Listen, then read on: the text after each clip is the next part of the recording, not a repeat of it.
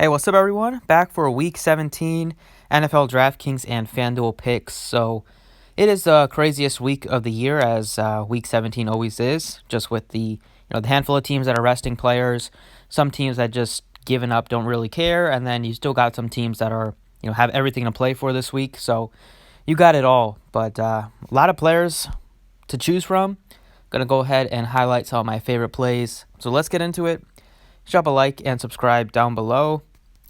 At quarterback here, with Lamar Jackson resting, with the Houston Texans could be resting, depending on the Chiefs game, which tips off or starts at 1 o'clock. If the Chiefs win, then they don't have anything to play for, so they could rest Watson and Hopkins, which is why I think a lot of their players are questionable. At least Watson's questionable, Hopkins questionable, Stills questionable, so don't want to deal with that situation. I like the Tennessee Titans a lot. They have a lot to play for, so they're going to be very motivated. Now, the quarterback I like quite a bit is Carson Wentz here, 6,100. Really nicely priced on Draftkings and Fanduel. He has a lot to play for.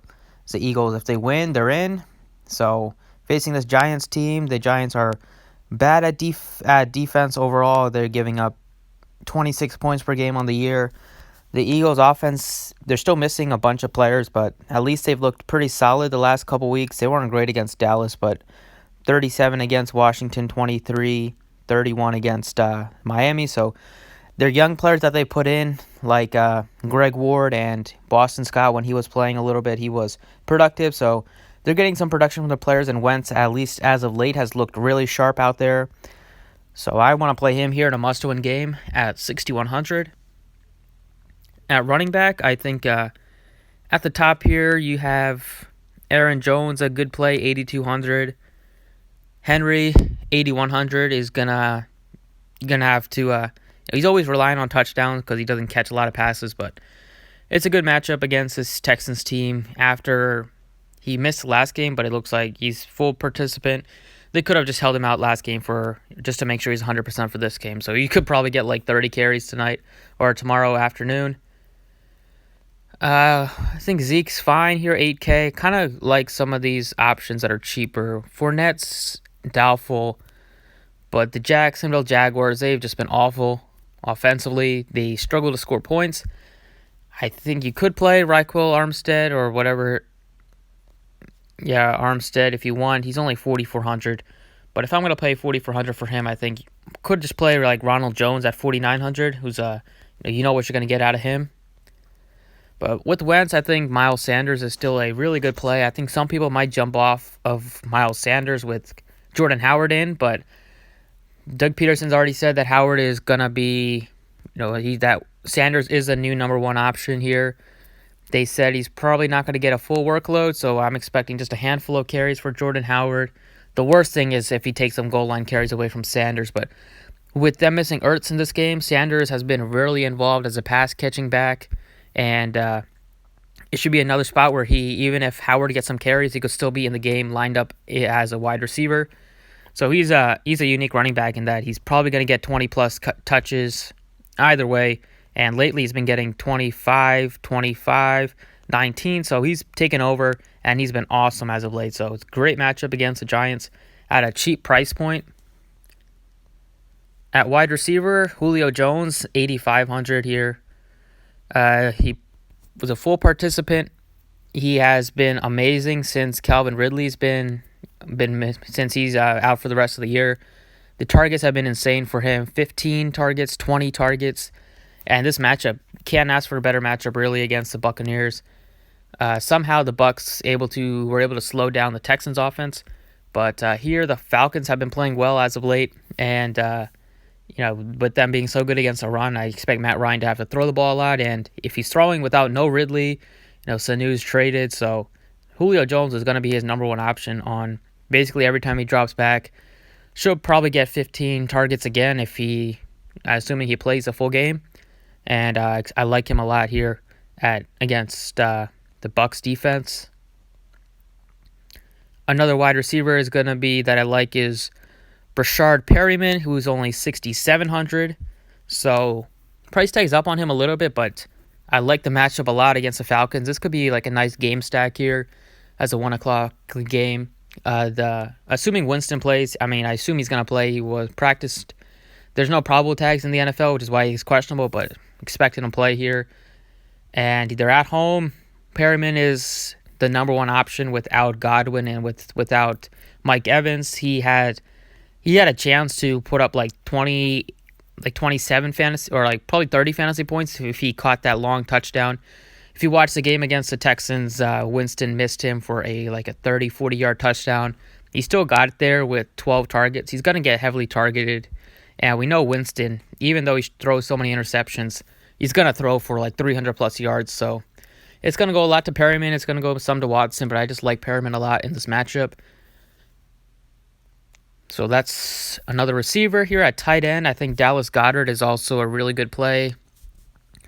Without Ertz, he's going to just be the guy. We know Wentz loves to throw to tight ends. He's cheap here, $4,900 for his new role. He's a little bit more expensive than he's been all year, but that's because Ertz is out, but he's still sure probably one of the most expensive tight ends on the slate. But at $4,900, he's going to get a lot of targets from Carson Wentz. The only concern with him is that he can fumble at times, but I think he's going to have a good game here against the Giants team. So that's 1, 2, 3. That's 5 picks so far. And then for the defense this week, DraftKings gave you pretty much a freebie here in the Chicago Bears defense. They have not been putting up fantasy points as of late, but you can get them at 2,100. And this Minnesota team is resting Kirk Cousins. They're resting Cook is out. They're resting their key players. They've already come out and said that, so they are going to be facing a lot of backups. If they can easily get a defensive touchdown, it's a new quarterback, throws a pick six or has some fumbles. So anytime you're getting a backup quarterback situation, especially a bad one, and a guy that hasn't even made a start in like a couple years. I think the last time he made a start was in like 2016. See if he's in here. So yeah, I just don't think he's gonna be able to put up a lot of points at all. So the Bears 6,100. That's your free defense of the week for cash at least. So that's what I'm liking for DraftKings. If we switch over to Fanduel, it's kind of the same deal here, except at quarterback they've kind of priced Carson Wentz, and Carson Wentz is nicely priced, as is Matt Ryan. I also like Tannehill here at 7,900. He's been great, especially since they have so much to play for here. If the Texans do rest some of their key players on both sides of the football, then it could be easier for Tannehill. But he's been really good. The Texans' defense has been awful, so he's been solid and consistent, has a high ceiling, pretty solid floor as well, and he has been willing to run the ball quite a bit in some of these spots. So I like him at 7,900. At running back, I think Sanders is still one of my plays here. 7,400 for him. Being an Eagles fan, watching these games, it's clear that he's looked great, and he's going to get a lot of opportunities in this game. Without Ertz, gonna get a lot more targets here on offense. Probably run some screenplays for him, and he can move over to wide receiver and run some routes. So assume he's going to get 15 to 20 carries and probably 6 to 8 targets. Then wide receiver is the same players I liked on DraftKings. Julio Jones, Rashad Perryman, back and forth in this game. Assume it's going to be high scoring. Both quarterbacks like to throw the football a lot, and we're getting both of the number one options here from both teams. So that's another spot to attack. The key games I'm liking a lot are the Falcons. I like them a lot. I like the Bucs here. I think you can play the Saints if you want here against Carolina, but I like the Falcons, Bucs, and I like the Eagles here. I think you can play the Cowboys too.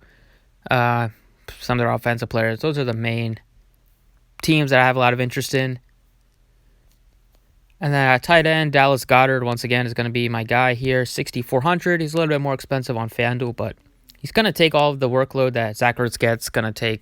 He's not as good as Ertz, but he's still a very good option. And once Ertz retires or if he moves on, then he's going to take over as the starting tight end. He's good. good at blocking. He's has kind of he gets some targets here in the red zone as well. So that's it for this slate, and if you want another piece, I'll probably give you a running back here, and it's probably Ronald Jones. If you want 6,200, I think could be a fine play. But yeah, that's what I'm liking for this slate. It's week 17. It's gonna get pretty wild, but hopefully this video helps you. Thanks for watching. Appreciate it, and good luck today.